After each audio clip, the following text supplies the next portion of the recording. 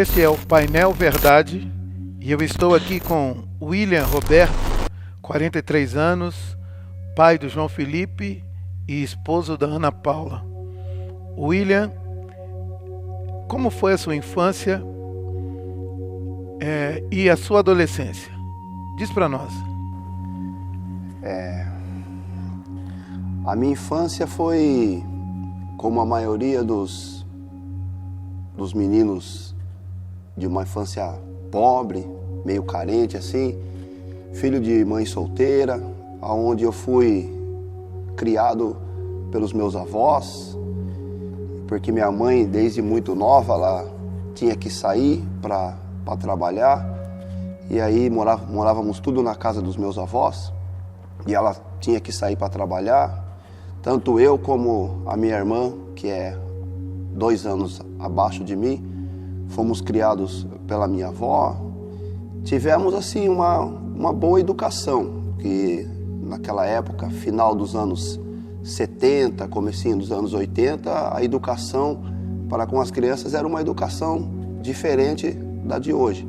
Então nós fomos bem influenciados na parte de educação, fomos bem educados, bem ensinados em alguns princípios, mas por outro lado, como os antepassados da minha família, eles professavam uma fé assim, minha avó mesmo era uma pessoa muito religiosa e devido àquele princípio que ela tinha de religião, era aquilo que nós também seguíamos, era aquilo que nós também acreditávamos que fosse a real verdade. E aí eu fui crescendo, vendo assim algumas coisas que num futuro aquilo acabou me influenciando de uma maneira não tão positiva assim, porque já pulando lá para a fase da adolescência, devido a eu ter visto assim algumas discussões, devido a eu ter visto os antepassados, os adultos assim, beber, fumar, falar, vamos dizer assim, alguns palavrões.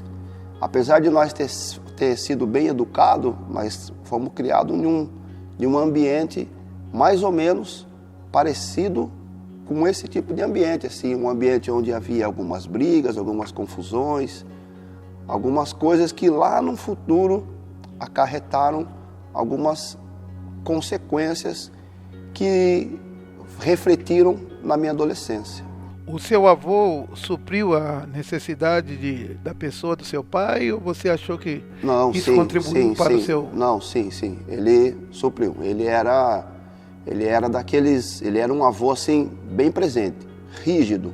É que, tipo assim, quando eu virei adolescente, algumas coisas assim, tipo assim, se perguntar para os meus antepassados mesmo, para os mais antigos, eles vão ver que eu comecei a me perder na vida, assim, a deixar de lado os princípios que eu fui aprendendo, porque ele morreu, eu era bem novo, eu tinha uns 14 anos, assim, 13, 14 anos, quando ele chegou a falecer. Mas até ali, na minha infância ali, eu me lembro muito bem a forma que ele me educou. Ele era um vô rígido, assim, ele era firme. Tanto que até os 12, 13 anos, assim, era aquele pai bravo, assim, ó, que não tinha como tirar muita casquinha com ele, não. Você foi viciado em drogas, né?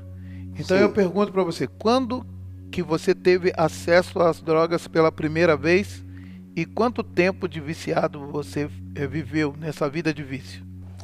Então, por volta, porque daí, como eu disse aí, que já não tinha mais aí a presença do meu avô, que era firme ali, aí eu não vou dizer que foi totalmente por más influências, por más amizades, porque eu tinha umas amizades que elas eram, até certa parte, eram uns amigos bons ali, pessoas também de boa família, que estudavam, mas aí uns 13, 14 anos de idade aproximadamente, juntamente com esses amigos aí, nós tivemos a ideia assim de, vamos experimentar um cigarro?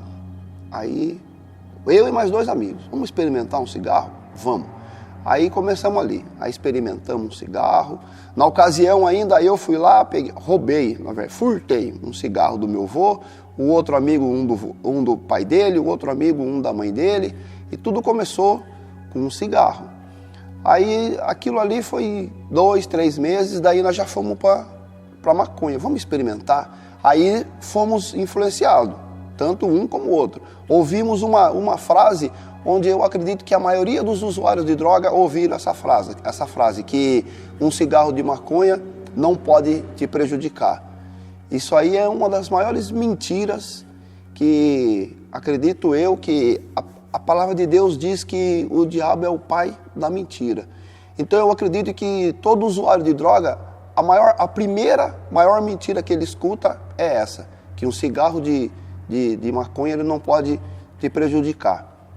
Experimentamos o cigarro de maconha, aí passou 1 ano, 2 anos mais ou menos ali, porque nós experimentei a maconha e aquilo eu gostei, porque é droga. Toda Viciou. droga viciou, porque a droga ela vicia. Se você experimentar, você vai usar uma vez para experimentar, você vai usar de novo. Se a hora que você usou a 3ª vez, você não para mais, você vicia.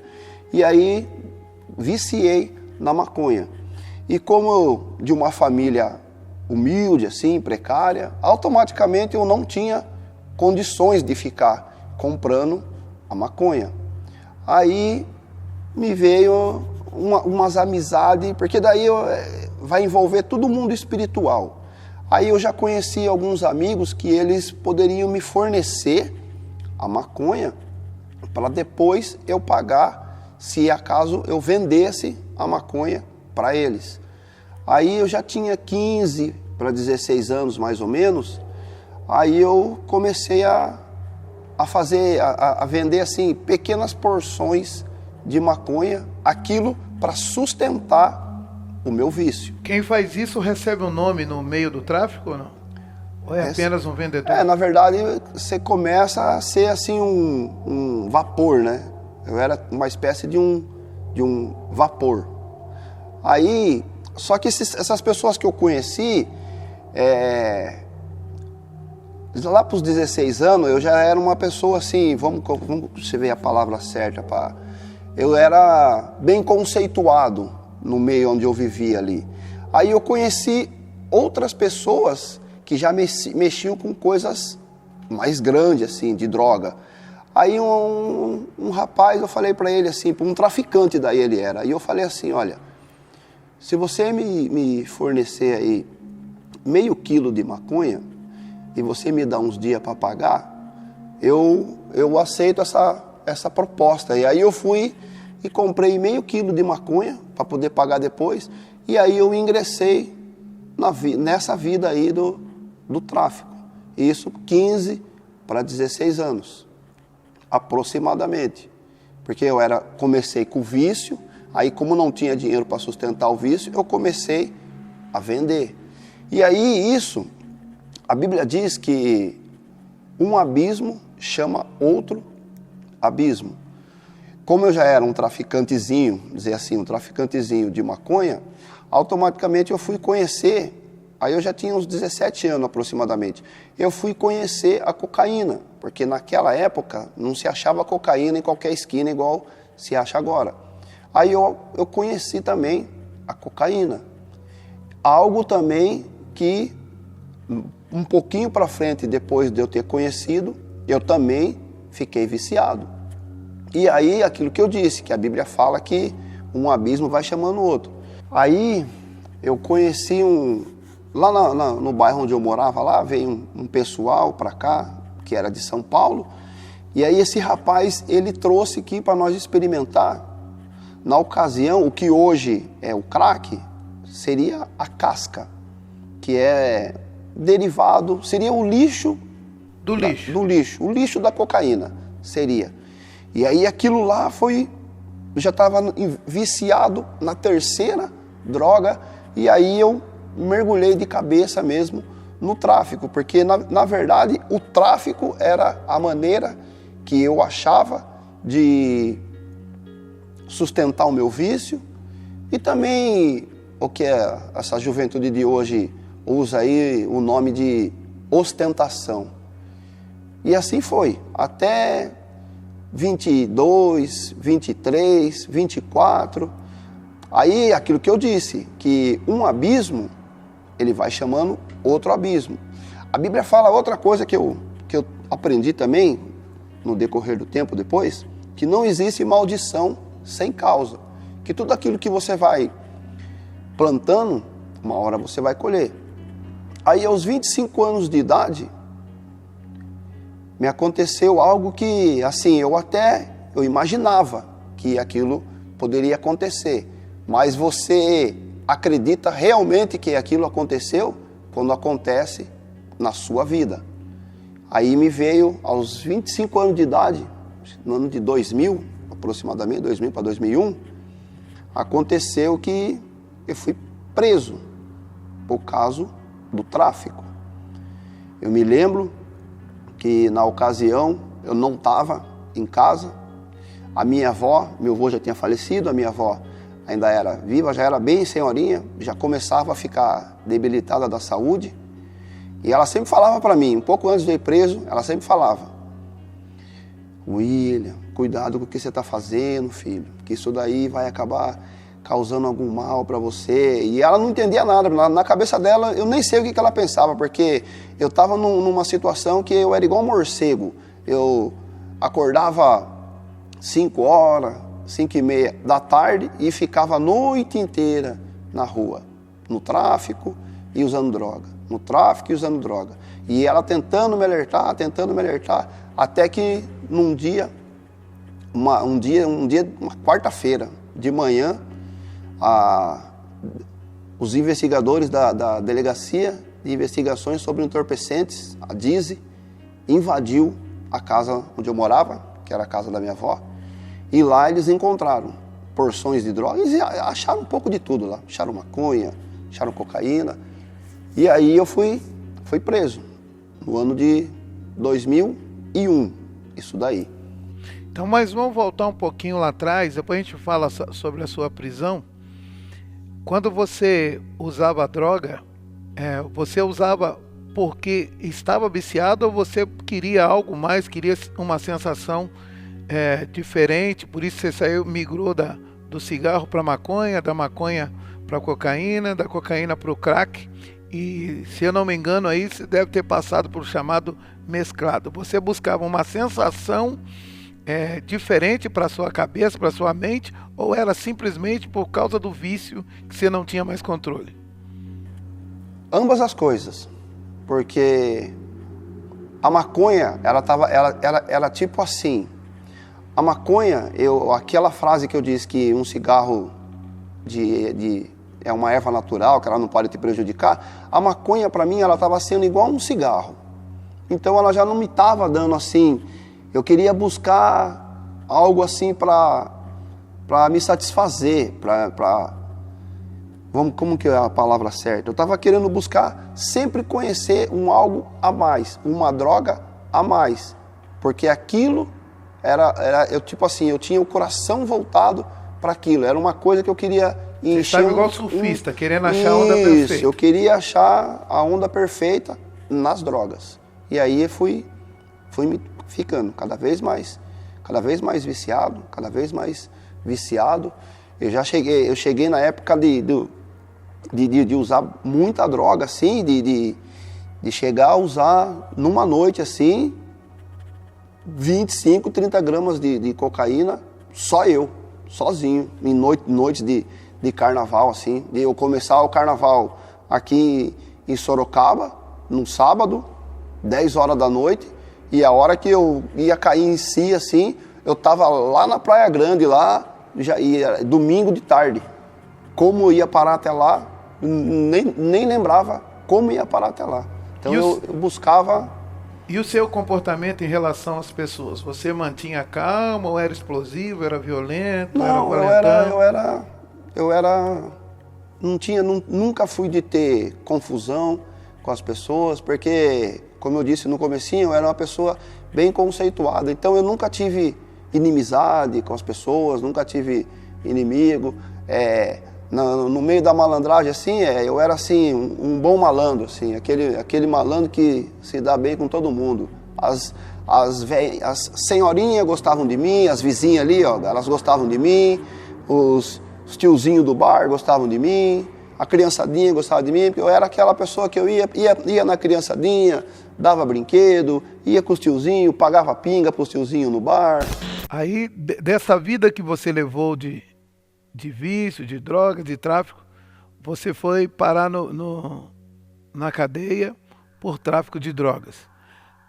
Qual foi o seu pensamento, o que veio à sua mente quando você se viu na delegacia, diante de um delegado, e passou ali a sua história, a sua infância, a sua adolescência, ou você se sentiu que você estava no auge da criminalidade e ali não tinha mais saída?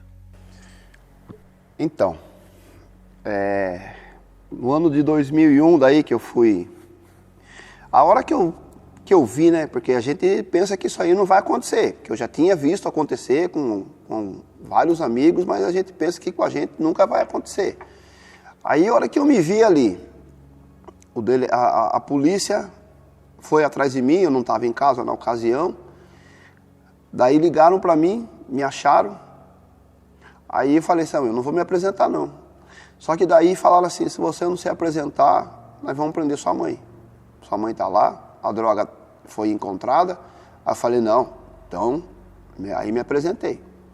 Aí fui para a delegacia, a viatura foi até onde eu estava, aí fui para a delegacia, aí chegou na delegacia, falei, puxa vida, mas eu acho que eu vou conseguir sair. Porque você fica assim, você não acredita que você está indo preso ainda, você só acredita a hora que começa a ir bater nos portão assim, ó, da prisão. Eu tinha a última esperança ainda que na delegacia eu ia ser liberado, mas daí, aí começou a passar um filme na minha mente. Aquela história de que um cigarro de maconha não pode te prejudicar, que só a droga, só isso, não faz mal. Aí foi vendo um filme.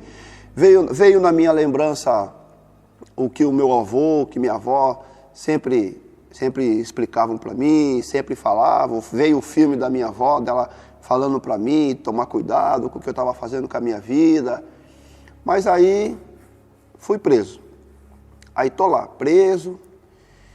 A primeira semana você fica, não vou dizer depressivo, porque a prisão, como eu vivia no meio da malandragem, a hora que eu cheguei na prisão, tinha 16 celas. 16 celas com lotação acima do que comporta.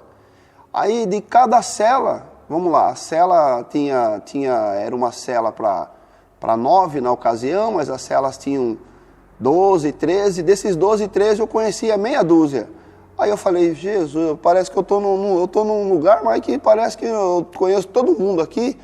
Aí eu tenho duas frases comigo que eu sempre falo. Hoje eu tenho a oportunidade de fazer evangelismo, eu sempre falo para as pessoas que o evangelismo, que cadeia e casa de recuperação, ela não recupera ninguém. Isso aí o cara fica um tempo lá, mas se ele não quiser mudar, ele não vai mudar. A primeira, aí eu preso lá, daqui a pouco eu já descobri que eu conseguia pegar um telefone, eu já descobri que eu conseguia manter o tráfico. Eu lá dentro eu conseguia manter o tráfico aqui fora. Então essa experiência minha de 2001 com a prisão, ela não me causou muito medo não. Não me causou muito remorso, e eu continuei usando droga. O que eu fazia na rua, eu continuei fazendo, mesmo dentro da prisão. Então infelizmente, essa prisão de 2001, ela não me trouxe assim, um arrependimento, um medo, ou coisa parecida. A única coisa que eu ficava pensando era na minha avó, que eu falava, imagine se a minha avó morrer, e eu aqui preso aqui, nem consegui mais ver ela, ou coisa desse tipo, assim. Mas o medo, assim, parar de usar droga, essas coisas não aconteceu comigo não. Mesmo porque as mesmas práticas, elas continuaram eu estando preso. Essa prisão de 2001. Nesse período você já era casado, já conhecia a Ana? Como é que era a sua vida afetiva? Você Então, tinha algum compromisso? Digamos assim, eu era um sem vergonha. Para usar a palavra correta mesmo, eu era um neguinho safado, sem vergonha. Eu já conhecia a minha esposa nessa época. A minha esposa, eu conheço ela desde os 14 anos de idade. Hoje ela está com 40 anos. Ela tinha 14 anos de idade, eu conheci a minha esposa. Aí eu era do meio do carnaval. E ela também era. Só que ela ia assim, o senhor tem noção, ela ia com a mãe dela, nos ensaios de escola de samba, saía sempre com a mãe dela. Aí eu tentei me aproximar dela. No primeiro instante que eu tentei me aproximar dela, a minha falecida sogra falou bem assim para mim: você se afaste, saia de perto da minha filha, negrinho, porque eu conheço muito bem você e sei da sua índole. Aí isso eu falei assim: essa é uma menina direita. Aí ela falou: se você voltar daqui uns anos querendo alguma coisa com a minha filha, eu posso até pensar, mas nesse exato momento você saia de perto da minha filha. Isso quando ela tinha 14 anos. Mas aí passou 2, 3 anos, aí nós namoramos, começamos a namorar. Só que como eu era um neguinho sem vergonha, eu não levava muito a sério as minhas namoradas. Só que ela foi uma namorada que eu sempre deixava ela ali.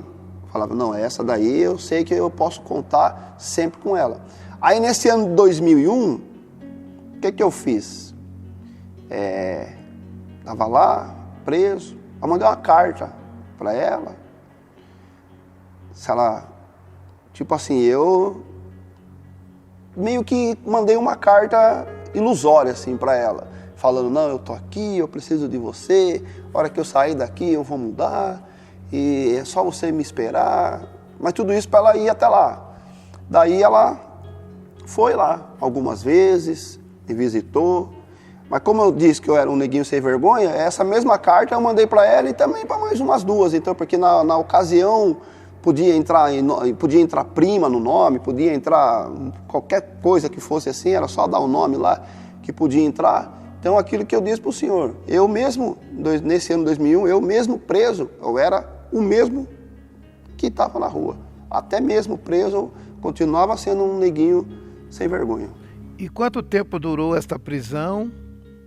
E como você saiu de lá e o que você fez logo após a liberdade? Então, esse ano de 2001, o que aconteceu?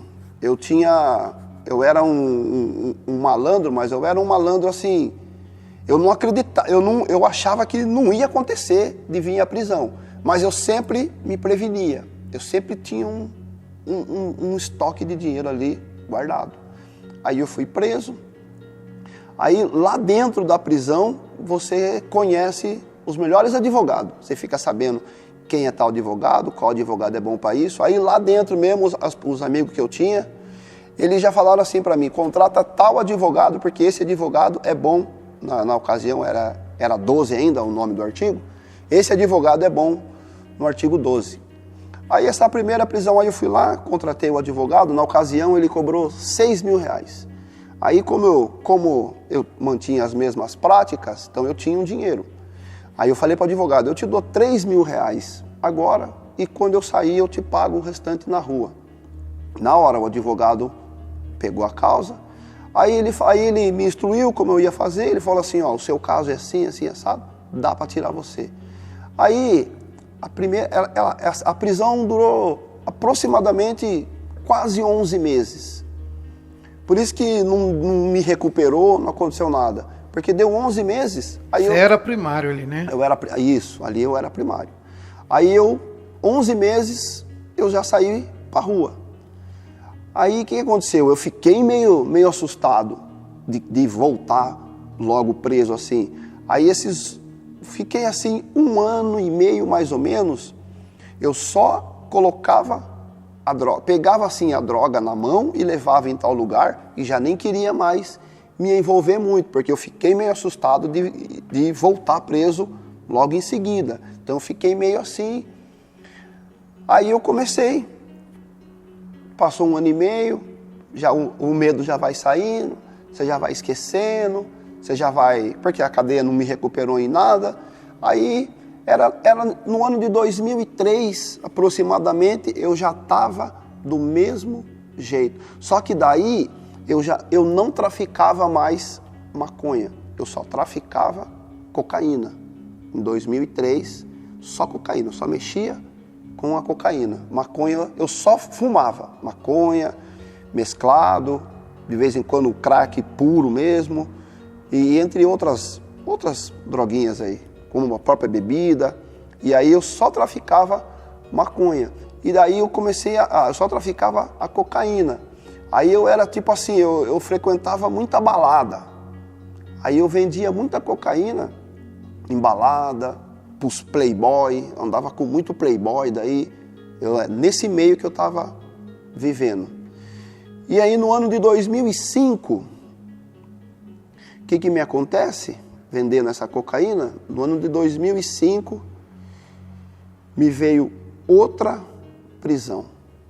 Aí essa me causou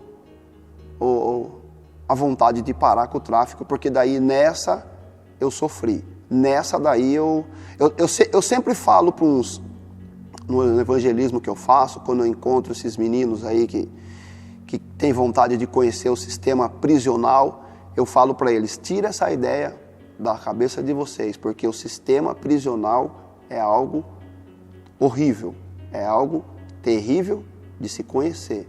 Aí veio, a partir do momento da segunda prisão, quando eu coloquei o pé dentro da prisão, a primeira coisa que veio na minha mente é, eu vou ser condenado, porque eu já não sou mais primário, já tenho matrícula, não vai ser igual a outra vez, então agora realmente eu me dei mal, e realmente eu me dei mal. Então nessa segunda prisão aí, você conheceu o sistema carcerário brasileiro, deve ter passado por algumas situações difíceis lá dentro, mas aí você cumpriu pena, quanto tempo foi e dessa vez você saiu como? Então, dessa vez, a primeira coisa que eu fiz, aí eu ir preso é falar para minha esposa, que é minha esposa hoje, a primeira coisa que eu fiz foi falar para ela, porque daí já não estava mais aquela bagunça, o sistema aí só podia entrar para ter visita, tinha que ser no caso...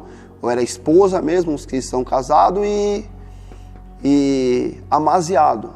Primeira coisa que eu fiz, novamente, como eu era um neguinho sem vergonha, primeira coisa que eu fiz foi mandar aquela carta enorme, assim, para ela, desse tamanho, assim, uma carta, falando para ela, não, agora eu vou mudar de vida, agora realmente eu vou mudar e ela acreditou também, porque ela sempre acreditou em mim. Você então é um dos precursores do fake news.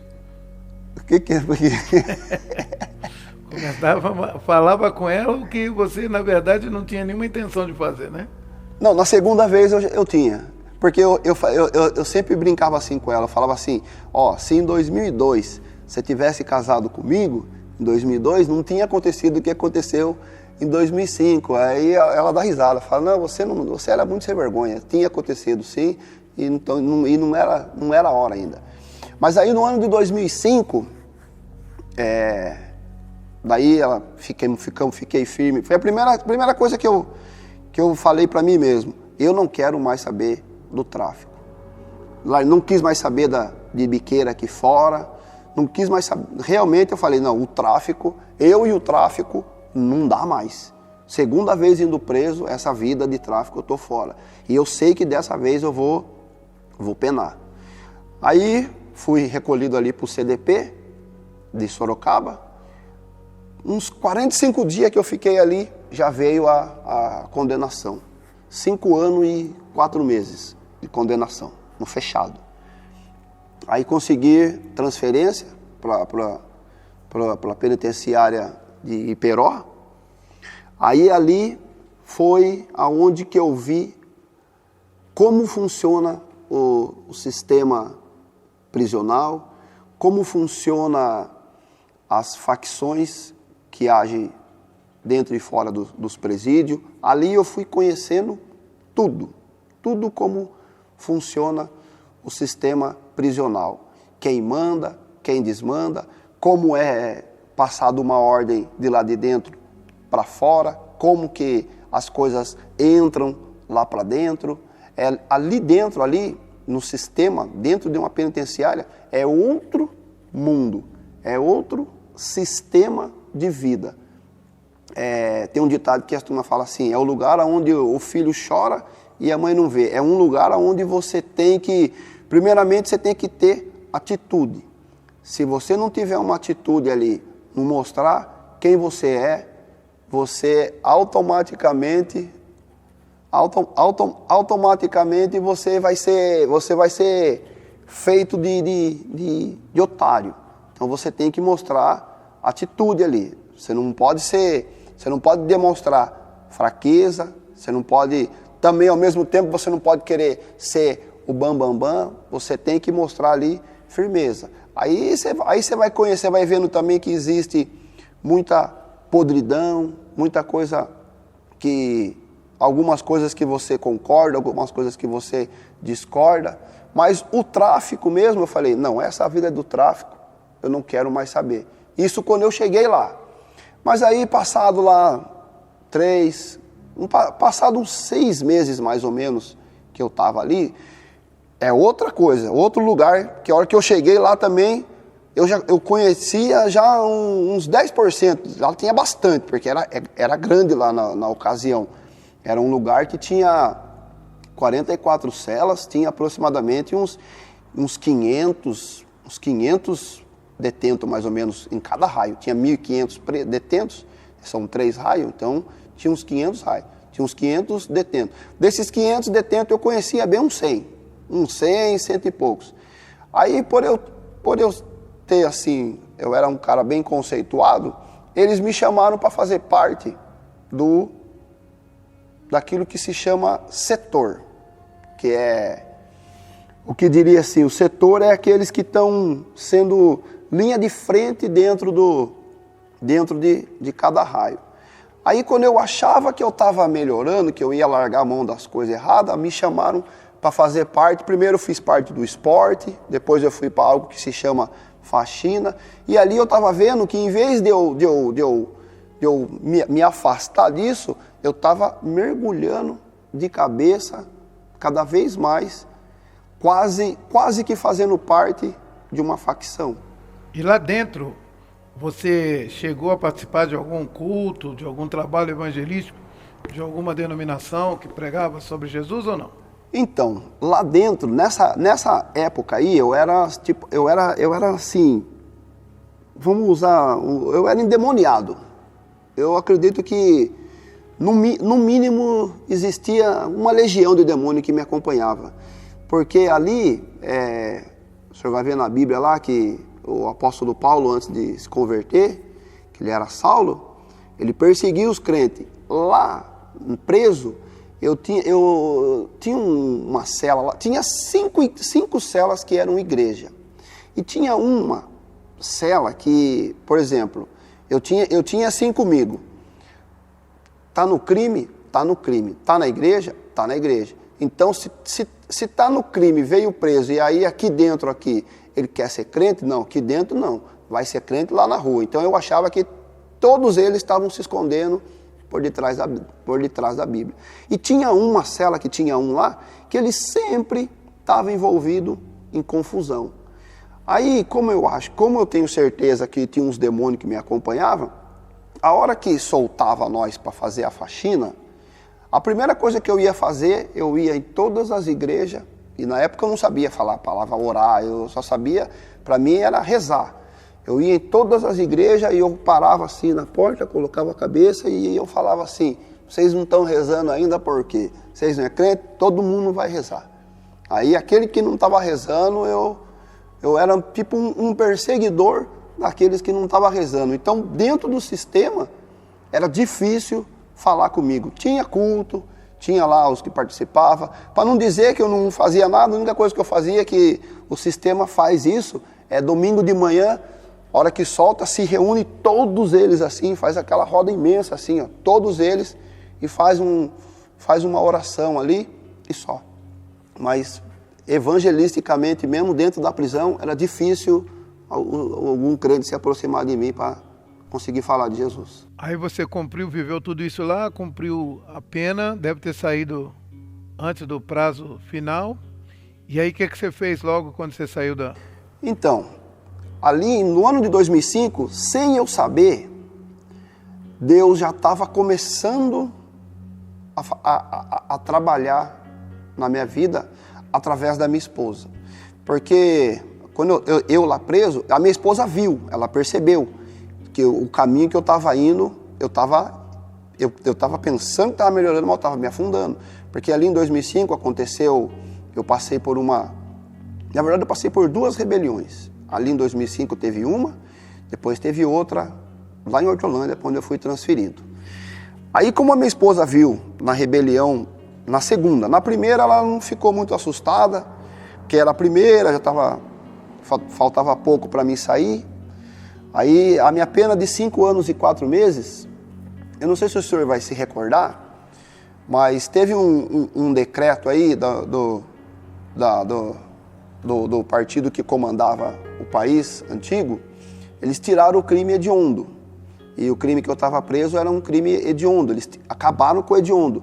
Automaticamente, a hora que eles acabou com o hediondo, mostrou assim a reportagem no jornal, parecia que tinha saído um gol do Corinthians dentro da prisão, porque quando tem o futebol, o gol do Corinthians é onde todo mundo bate na porta, assim, que é a grande maioria, em todo lugar, é o corintiano. Aí a hora que caiu o crime hediondo, todo mundo batendo na porta, que parecia gol do Corinthians, mas era que tinha caído o hediondo. Aí eu já tinha ganho parte da minha condenação na apelação, de 5 e 4 caiu para 3 e 6. Eu já estava cumprindo 1 ano e 2 meses, então, quer dizer, mais 2 meses eu já ia montar o semiaberto. E já ia poder ir para o semiaberto. Só que daí teve a rebelião, tudo que aconteceu. Aí, como nós era os linha de frente, eu fui transferido para uma outra penitenciária. Fui lá para Hortolândia. Aí lá em Hortolândia, eu falei, a hora que eu chegar lá, como é outra jurisdição, a hora que meus papéis chegarem lá, já vai chegar a liberdade, não vai nem ser semiaberto. Só que daí, lá em Hortolândia, minha esposa viu que eu estava completamente de cabeça mergulhado no meio da facção. Aí ela começou a ir na igreja. Ela começou a ir a congregar numa denominação. Aí nessa denominação que ela começou a congregar, ela ouviu uma palavra assim, ó.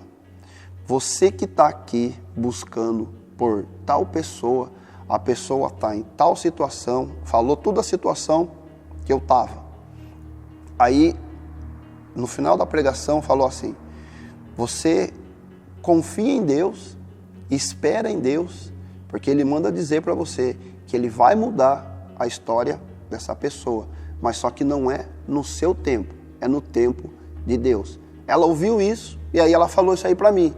Aí, como não dava muita trela, não dava muita confiança para essas conversas aí, eu falei, beleza, já que você está falando aí, então tudo bem, né? Porque eu não entendi esse negócio de que Deus fala, Deus não fala. E aí, quando eu saí para a rua, daí já era 2006, lá para metade, ali começou a mudança da minha vida, aproximadamente em 2006.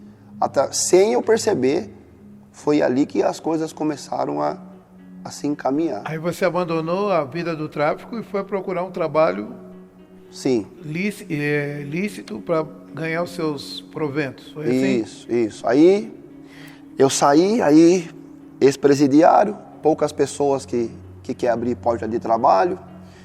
Daí encontrei um amigo meu na rua, ele falou para mim, vai em tal lugar lá que a pessoa está precisando de motoqueiro para trabalhar lá. Cheguei lá, contei, falei para ele, um amigo meu já tinha contado que eu tinha acabado de sair da prisão. Aí o tráfico eu não queria mais saber. Droga eu continuava usando, infelizmente eu continuava ainda só usando droga, mas não queria mais saber de vender, não queria mais saber de nada disso daí. Aí cheguei lá, pedi um emprego, falei, ó, eu tô em tal situação, aí o patrão falou, não, eu sei, fica tranquilo, a vaga é sua.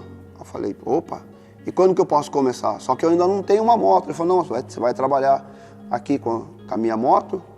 Aí comecei a trabalhar. Isso era no ano de 2006.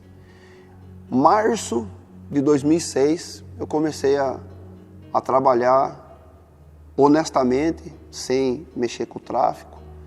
Aí comecei a peleja. Daí eu fui morar com a minha esposa, eu saí da prisão, fomos morar junto. Errado, né? Fomos morar para depois casar. Fomos morar junto. Aí em 2006 eu comecei a trabalhar honestamente. E como se deu a sua conversão a Jesus Cristo? Como Jesus passou a ser o Senhor da sua vida? Então, como eu disse, que as coisas começaram a... Deus começou a trabalhar, a tentar me aquebrantar em 2005. Aí passou 2006, 2007. Aquela palavra que a minha esposa ouviu em 2005, ela foi se cumprir só em 2012. Aí foi 2006, 2007, 2008, 2009, 2010. Como eu era ignorante para com essas coisas aí, a minha esposa ela ia na igreja, porém ela ia na igreja à tarde. Ela não ia à noite, assim, ela ia de tarde. Aí ela ia, orava, buscava, e eu chegava em casa fumando maconha, endemoniado. Ela lá ouvindo louvor, eu chegava, desligava o louvor, acendia meu baseado e falava, ó, você quer orar, você quer chorar, quer falar com esse Deus seu aí, você vai para a igreja, porque aqui nós vai ouvir funk e vai fumar maconha. E aí, era já no ano de 2011, quando o meu patrão, ex-patrão, mas na época patrão, ele também se converteu ao cristianismo. Aí o que acontece? Era a minha esposa em casa, e eu tenho um primo lá de Barueri, que no ano de 2009 para 2010, ele também se converteu ao cristianismo. Aí no 2011, aproximadamente, 2010 para 2011, o que acontece?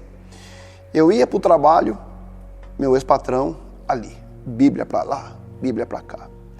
Aí eu chegava em casa, era minha esposa com louvor e chorando. Eu falava, mas o que essa mulher vive chorando, meu Deus? Aí eu abri o computador assim para ver o Facebook na ocasião, era a mensagem do meu primo. Aí eu falei, não é possível, rapaz, de tanto que eu não gosto desses crentes, esses crentes estão me cercando, porque eu vou trabalhar, tem um crente, eu chego na minha casa, tem a minha esposa, eu abro meu computador, tem o meu primo. Ou é Deus que está querendo chamar eu para alguma coisa, ou esses crentes aí estão querendo deixar... Eu falava assim, esses crentes estão me perseguindo, estão querendo deixar eu louco. Eu pensava assim comigo. Daí, como eu disse lá no comecinho da entrevista, que eu vim de uma família que eles têm alguns princípios religiosos, que foi aquilo que eu aprendi, eu era convicto de que aquilo que eu aprendi era o correto. Mas eu era tão convicto que eu tinha um cachorro, que esse cachorro ele gostava tanto de mim, e nos princípios que eu aprendi, você morre e depois você volta a cachorro. Você pode voltar a cachorro, você é um parente que teve lá numa outra vida, que você vem, ou você era um príncipe e voltou aqui. Então eu achava que aquele cachorro era um filho que eu tive numa outra vida, de tanto que eu acreditava nos princípios que me foi ensinado. Até que esse meu ex-patrão, ele falou assim para mim, olha, eu vou dizer uma coisa para você, esses princípios que você acredita aí, ele não falou para mim de Jesus. Quem falava de Jesus era o meu primo e a minha esposa que orava, mas minha esposa não falava muito não. Ele falou assim para mim, esses princípios que você acredita aí, esse negócio aí não tem nada a ver com Jesus e nem com Deus. Esse negócio que você acredita aí, isso daí tem a ver com o inimigo, tem a ver com Satanás. Eu falei, você está ficando louco? Você está querendo dizer para mim que tudo que eu acredito a vida inteira é algo maligno? Ele falou, você pode ter certeza, aquilo ficou ficou na minha mente. Eu fiquei pensando naquilo. 1 dia, 2 dias, 3 dias, 4 dias. Aí, acho que ele falou isso aí pra mim numa quinta, numa sexta. Aí quando foi numa terça-feira, segunda-feira mais ou menos, eu encontrei um amigo meu, que congrega hoje na igreja. Esse amigo meu, ele falou assim pra mim, ele chegou lá no meu trabalho e cumprimentou o meu ex-patrão com a paz do Senhor. Aí eu olhei pra ele assim, eu falei, eu não acredito que você também tá nessa aí de a paz do Senhor. Aí esse amigo, ele falou, esse dia aí, ele foi usado pelo Espírito Santo, porque ele falou assim, eu perguntei pra ele, porque eu tinha um propósito, assim, uma ideia, para no futuro eu comprar um sítio, plantar os meus pés de maconha e na minha velhice eu ia só cuidar dos meus pés de maconha. Esse era o meu plano para o futuro. E esse rapaz aí, que congrega com nós, ele também nós já usamos droga junto, nós já fumou maconha junto, fumou crack junto, mesclado, cocaína, fizemos tudo isso aí junto. Ele falou assim para mim, olha, a partir do momento que eu perguntei para ele, né, como é que você parou com isso aí, o que aconteceu, como que foi, conte para mim. Aí ele falou, a partir do momento que você entrega a sua vida para Jesus, Ele supre todas essas necessidades da sua vida. Aí o meu ex-patrão pegou e me entregou um folheto. Depois eu joguei acho que 1 milhão de folhetos fora. O único que eu guardei, estava escrito assim, campanha 13 semanas da tenda dos milagres. Aí eu peguei esse papel, guardei ele, dobrei, coloquei no bolso. Aí eu cheguei em casa, falei pra minha esposa assim, Ana, ó, tá vendo isso aqui, ó? Nós vamos lá nessa igreja aqui, quarta-feira. Porque eu encontrei hoje encontrei hoje o Alessandro, e o Adalto já tá falando esses negócios pra mim aí, porque ela não quis falar. Porque daí eu perguntei pra ela, eu falei, o que ele falou pra mim? O meu patrão falou pra mim aí, disso. É verdade? É demônio? O que é? Aí ela falou assim, ó, eu nunca quis falar isso aí pra você, porque você é ignorante. Mas ele não tá errado. O que ele tá falando, ele tá certo. Aí, o que ele falou, mais o que o outro irmão falou, que Jesus supre, eu falei, eu vou lá nessa igreja que eu quero ver. Eu quero ver.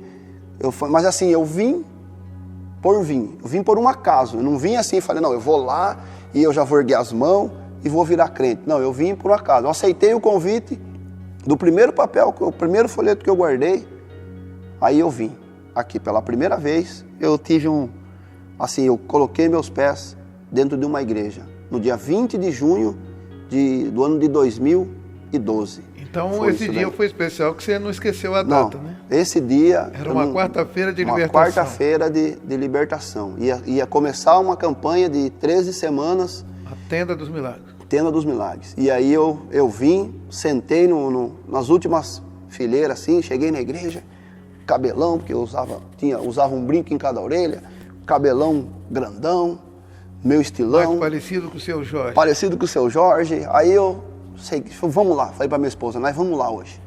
Só que eu vou do meu jeito, hein? Já tô te avisando. Falei pra ela, aí, saí de casa, acendi um baseado, que eu só bolava baseado grandão, assim. Aí eu acendi o baseado. Aí a hora que foi chegando perto da igreja, eu apaguei, guardei ali na ponta, guardei no cinzeiro do carro, aí entrei na igreja. Aí começou lá, louvor. Só que a primeira coisa que eu já gostei já na igreja é que os pastores é tudo da minha raça. Falei, nossa, estou no lugar certo.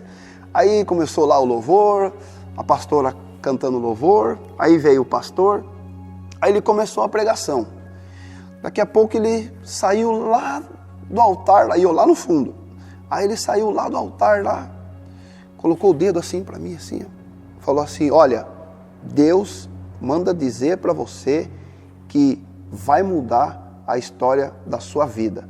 Eu não esqueço dia 20 de junho de 2012, eu ouvi essa frase. Só que eu não sabia, assim, falar amém, essas coisas. Aí eu falei, firmeza, né? Já que o senhor está falando, eu falei, firmeza, beleza. Aí, fomos embora. Aí, para ir embora, acendi o baseado, fui embora. Aí, na outra quarta-feira, aí eu não vi a hora de chegar a outra quarta-feira. Eu falei, nossa, gostei de lá. Aí o meu ex-patrão também ficou contente de eu ter vindo. Eu falei, não, eu vou lá, hein? Eu vou ir às 3 Teve manifestação de pessoas? Daí eu fui para frente, porque como era dia de libertação, eu fui para frente. Aí no que eu fui para frente, minha esposa, meu ex-patrão, os filhos dele, o cunhado dele, o irmão dele, a cunhada dele, eles tinham certeza que eu ia chutar tudo, que eu ia fazer, porque eu era completamente endemoniado. Eles tinham certeza que eu ia chutar tudo, que eu ia ser aquela manifestação, porque tem uns demônios que manifestam violento. Eles tinham certeza que eu ia ser assim. Aí eu fui para frente, recebi oração. Só que uma coisa que eu escutei uma vez, isso aí já depois de um tempo, eu escutei o pastor falar assim, que ele estava lá numa libertação lá, e daí o endemoniado falou assim, no caso o demônio, falou assim, que era ele que agia na vida de fulano de tal. Se eu não me engano, acho que era de Djalma o nome. Daí o pastor falou assim, mas por que você não manifestou quando eu orei por ele? Aí o demônio falou assim, quando eu vi o senhor vindo na minha direção, o demônio não falou o senhor, o demônio falou você para ele. Quando eu vi você vindo na minha direção e eu vi o homem de branco vindo junto com você, eu queimei o chão. Aí eu falei assim, eu acho que comigo foi a mesma coisa. A hora que os demônios que estavam agindo na minha vida, viu ele vindo na minha direção para falar que Deus ia mudar a minha vida, os demônios já correu. Por isso que não manifestou. Eu acredito que foi assim. Aí eu fui embora aquele dia, fumei maconha ainda. Aí chegou na outra quarta-feira, eu fui de novo. Falei, opa, vamos lá de novo. Mas fui do mesmo jeito. Fui fumando,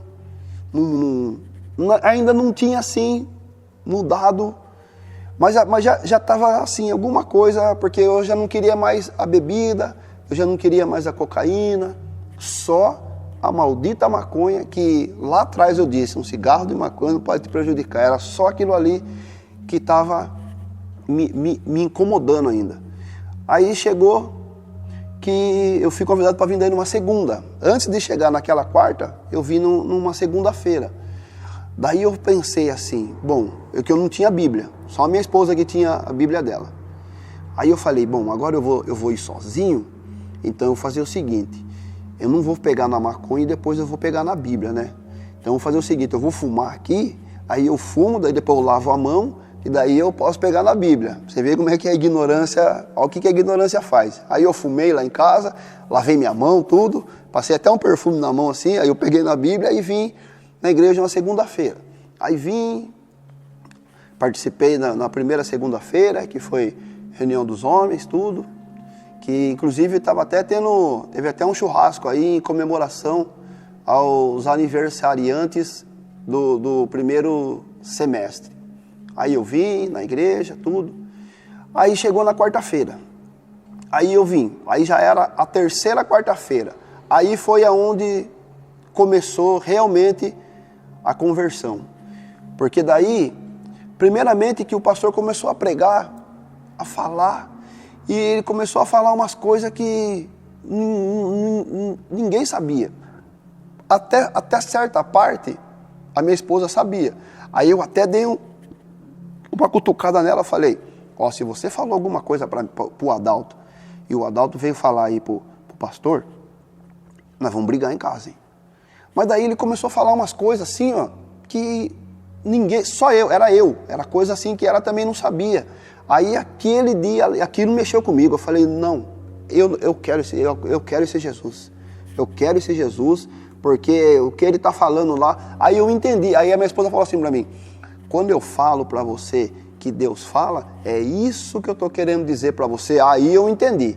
Aí nesse dia, terceira quarta-feira, das 13, porque eu fui convidado para participar de 13. Aí falou que nas 13 eu ia ser liberto. Na terceira, eu fui embora daqui nesse dia. A ponta que estava no carro, essa eu já joguei fora. Falei, eu não quero mais essa porcaria na minha vida. Aí eu cheguei em casa, nesse dia aí, tinha lá ainda uísque, tinha vodka, que eu bebia, tinha maconha, tinha 2 ou 3 pinos de cocaína, aí, e maconha tinha bastante, tinha um caroção lá ainda. Aí eu falei, nunca mais vocês vão fazer parte da minha vida. Aí eu ia distribuir pra molecada lá no meu bairro lá, e aí minha esposa falou assim, ó, aquilo que você não quer pra você, você também não queira pros outros. Aí eu abaixei no vaso assim, ó, fui cortando assim, ó, o caroço e fui dando descarga. Fui jogando assim, ó, a bebida, fui jogando a cocaína, e desse dia pra cá, já fez 7 anos agora aí, em julho, nunca mais. Eu quis saber de droga, nessa data, terceira semana da campanha, nunca mais. Mas o pontapé inicial, o dia 20 de julho, esse dia eu não esqueço. E na sua vida espiritual, você se convertendo, tomando essa posição diante de Deus, jogando fora as drogas, tomando decisão de congregar, buscar, conhecer a Deus, precisava você ter uma experiência ainda maior, além da conversão, que era conhecer a pessoa bendita do Espírito Santo. Como é que isso aconteceu e quanto tempo depois de convertido? Então, aí, assim, aquela fase que eu sempre oro para Deus sempre trazer isso aí para mim, que é aquele primeiro amor. Que o primeiro amor é algo fenomenal. Você sai do culto, você vai orar. Você acorda, você vai orar. Você anda mais de joelho. Em casa eu andava mais de joelho do que de pé em casa. Toda hora. Queria orar, porque eu não sabia orar. Eu vinha na igreja, eu via as pessoas orando. Eu falava, nossa, mas eu só sei o Pai Nosso, como é que faz? Aí eu perguntei pro pastor, ele explicou, não, orar é uma conversa com Deus. Eu falei, então eu vou ter que aprender a orar. E aí fui. E aí veio na igreja, e aí vem na igreja, e que daí eu falei, eu vou colar no pastor. Eu sinto muito, mas vou colar nele. E aí eu ficava olhando. Onde que ele ia, eu ficava olhando. Aí eu lembro que ele falou assim, ó, você tem que ter uma referência na igreja. Eu falei, como não conheço ninguém, eu vou ficar olhando para ele. O que ele fizer, eu vou na bota. Aí eu fui aprendendo como é que ora. Aí, ó, demorou, tipo assim, uns 2 meses, 3 meses, eu já estava conseguindo orar, assim, 1h30, 2 horas, porque aquele primeiro amor, você quer toda hora. Você quer ler Bíblia, você quer saber, você quer conhecer, porque você é ignorante, né? Eu era completamente ignorante.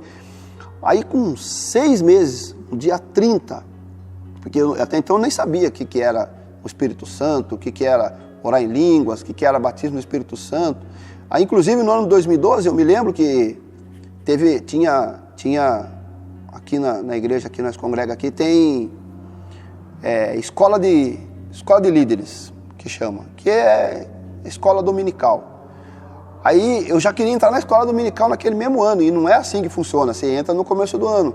Mas daí o pastor deixou eu vir umas 2, 3 aulas, ele falou, você vai lá, mas você não fala nada, você não pergunta nada, você fica quietinho lá no seu canto lá, só prestando atenção, porque eu queria aprender. Então, aí teve um culto no domingo pela manhã, no dia 30, do mesmo ano da minha conversão, de 2012. Aí eu me lembro, eu sentado lá na frente, lá numa das primeiras cadeiras lá, naquele culto, de repente, eu não sabia como era a sensação, não sabia assim, porque eu ainda não tinha tido essa experiência, mas eu me recordo, até a canção era aquela canção, Eu Sou Curado, eu me lembro daquela canção, começou a tocar a canção, e aquela canção é uma das canções que eu mais gosto de cantar aquela canção lá, porque ela vai contando assim, ela tem parte ali da história da minha vida ali. E aí estava naquela canção, de repente eu comecei a sentir assim, ó, aquele fogo, mas aquele fogo assim, eu comecei a suar e comecei a chorar, mas chorar de não parar assim, ó, de soluçar, e daqui a pouco já veio a rajada de línguas, mas até então eu não sabia o que era. Aquilo lá, eu até fiquei meio assustado. Falei, nossa, o que será que está acontecendo? Aí depois eu conversei, perguntei para o pastor, perguntei para a pastora o que estava acontecendo. Aí eles falaram, não, você foi batizado pelo Espírito Santo. Aí eu chorei mais ainda. Falei, nossa, porque eu vejo que pessoas buscam isso, buscam ser batizado pelo Espírito Santo. E eu tinha 6 meses só de então, conversão. Vamos voltar lá. A canção era a canção Eu Sou Curado, do Nani, né? Eu sou curado, né? Isso. Que fala sobre o Senhor curando dos traumas, né, trazendo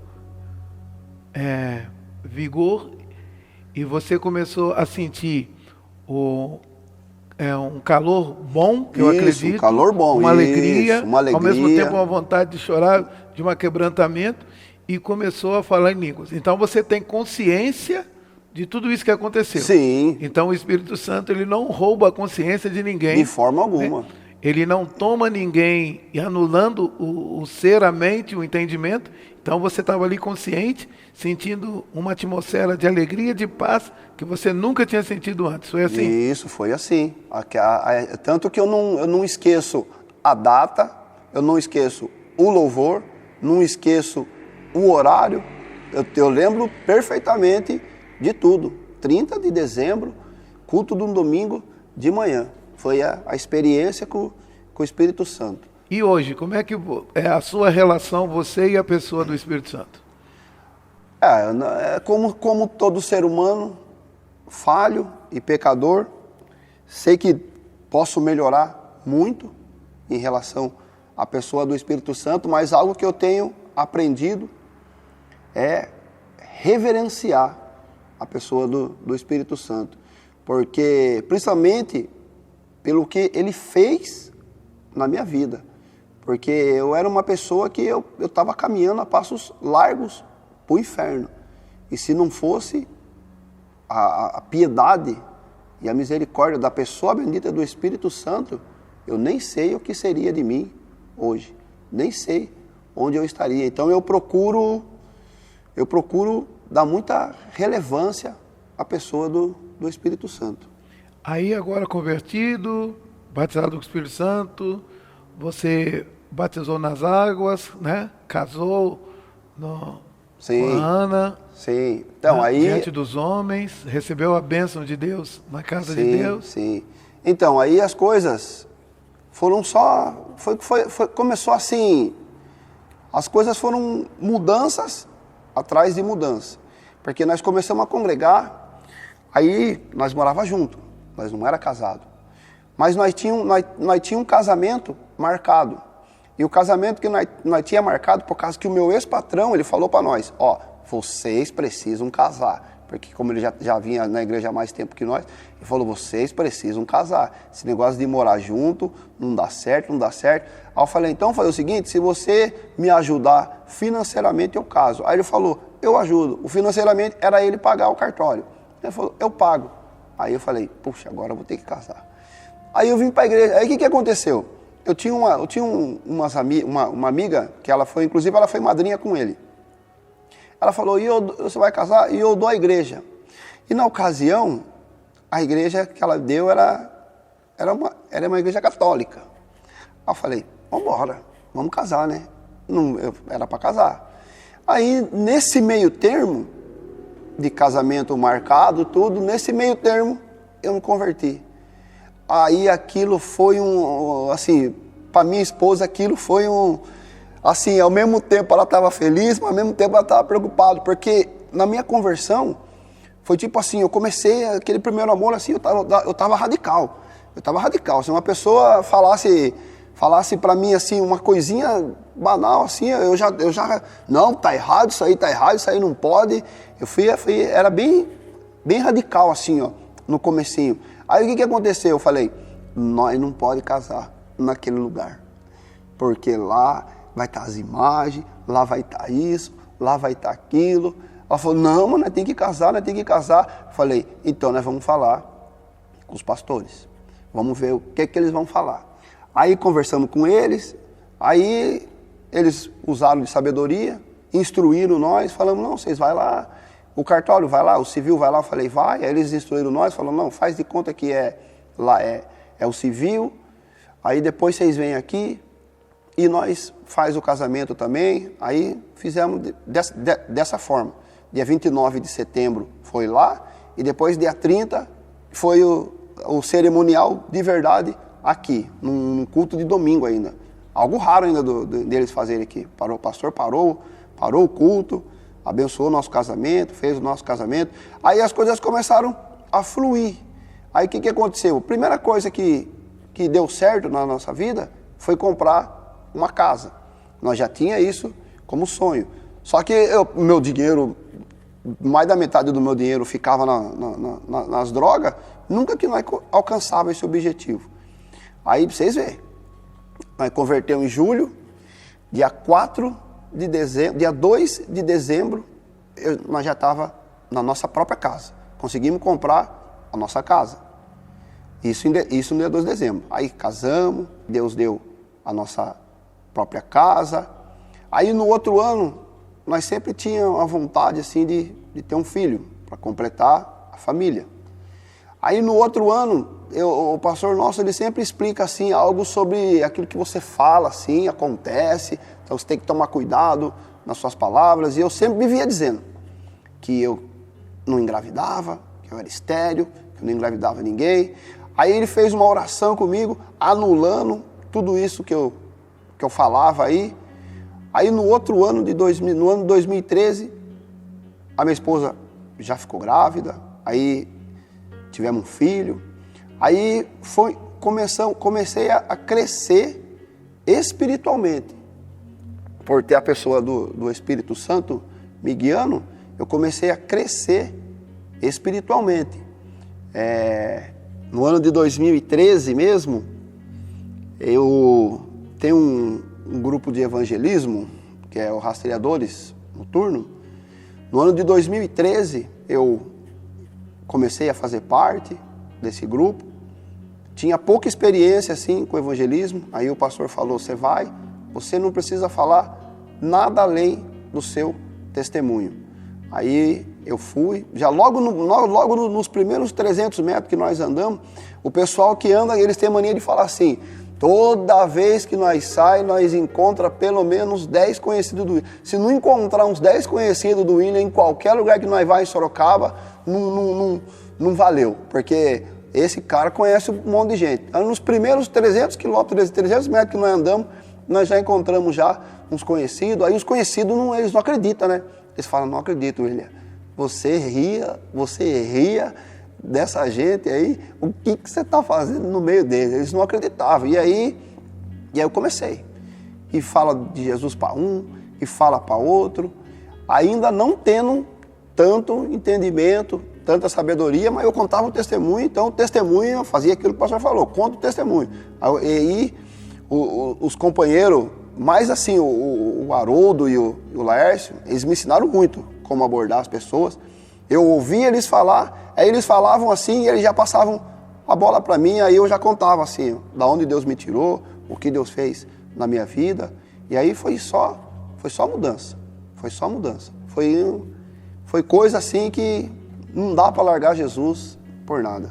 E hoje, além de trabalhar com os rastreadores fazendo evangelismo, você é obreiro, diácono na Casa de Deus e pratica a libertação, né? Orando, expulsando o mal da vida das pessoas.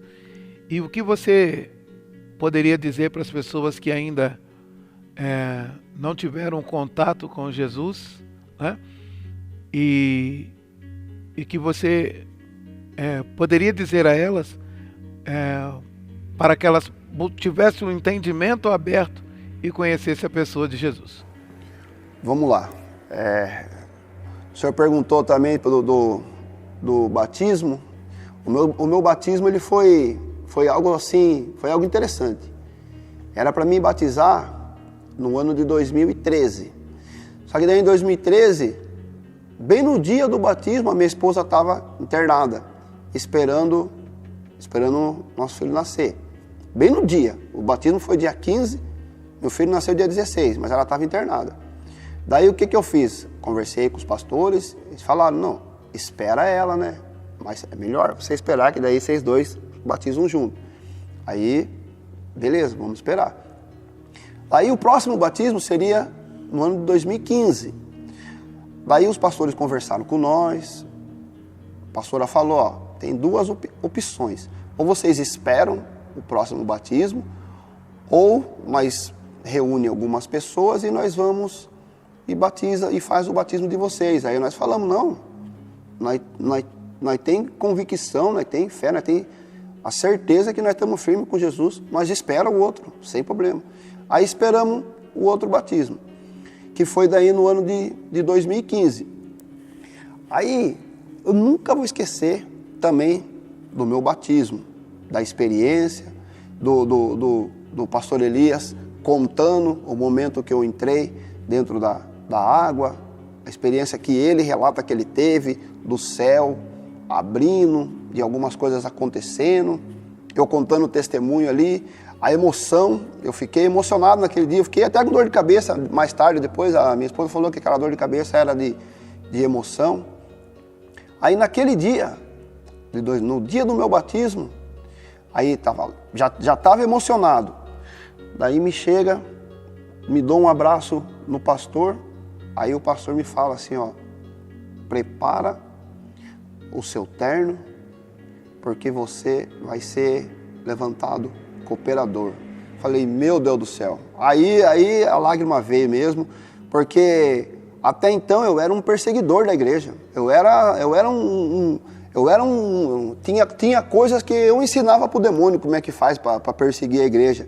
E daqui a pouco ele fala assim, para mim me preparar, que Deus estava me levantando para fazer algo que eu era totalmente contra. Eu falei, nossa, aí aquele dia jamais eu vou esquecer. 2 de novembro de 2015, que foi meu batismo, que foi o chamado para cooperador. E ainda eu fiquei assim meio, falei, mas será? Eu fiquei meio assim, pensando, porque ele fala, né, vai orando, vai orando. Aí daqui a pouco, alguns dias depois, estava parado aqui no saguão da igreja, a pastora falou assim para mim, William, vai ter algo com os obreiros da igreja, e é o seguinte, você pode ir junto lá, eu quero que você vá lá, porque eu vejo que você é bem ativo na igreja, e eu senti no coração que você tem que estar lá. Aí eu fui e perguntei para o pastor, o senhor comentou alguma coisa? Porque o pastor falou assim para mim, não fala para ninguém, para ninguém. Então eu não falei para ninguém, nem para a esposa. Aí eu falei, o pastor, o senhor comentou com a pastora sobre que eu vou ser levantado cooperador? Ele falou, não. A hora que ele falou que não falou nada, eu falei, era a confirmação de Deus. Porque depois, ele e ela conversando junto lá no evento que teve dos obreiros lá, ali foi a confirmação de Deus. Aí veio o ano de 2016, no último culto do ano, que é ungido. Aí foi ungido, cooperador, aí teve o ano de 2016, porque aqui é um ano, você fica um ano ali, orando, se preparando. Aí 2017 foi realmente daí consagrado para ser obreiro. Aí se você já tem uma vida de oração, não seria vigiação, se você já vigia, se você já ora, a partir do momento que você começa a ser obreiro, daí você vai combater o mal de perto, assim, né? Impor as mãos na vida das pessoas. Então eu acredito que você tem que começar a orar mais, jejuar mais, buscar mais. E o interessante, 2 coisas que eu não vou esquecer. A primeira experiência com libertação, eu me lembro da pessoa que eu orei, inclusive eu nunca vi que o olho daquela pessoa era verde. A hora que eu estava segurando ela assim, ó, o demônio olhou para mim assim, eu olhei para o demônio, porque o pastor sempre fala, você não pode fraquejar, você tem que encarar. Eu vi que o olho daquela pessoa era verde, e eu nunca tinha visto que o olho daquela pessoa era verde. Essa experiência aí eu nunca vou esquecer, e a experiência de servir a primeira Santa Ceia. Eu me lembro que eu estava com a bandeja na mão assim, ó, e a minha mão ficava assim. E era nítido, porque a minha esposa depois ela falou para mim, a sua mão não parava de tremer. A hora que eu comentei isso daí eu comentei com o pastor Marcos, a hora que eu comentei isso daí com ele falou para mim, isso é bom, porque isso aí é sinal de temor. Nunca vou esquecer dessa frase que ele disse para mim. William, eu quero agradecer a Deus pela sua vida, pela vida da Ana Paula, do João Felipe, e que você possa guardar o seu coração. E amém. Muito obrigado por participar do Painel da Verdade. Deus te abençoe. Amém.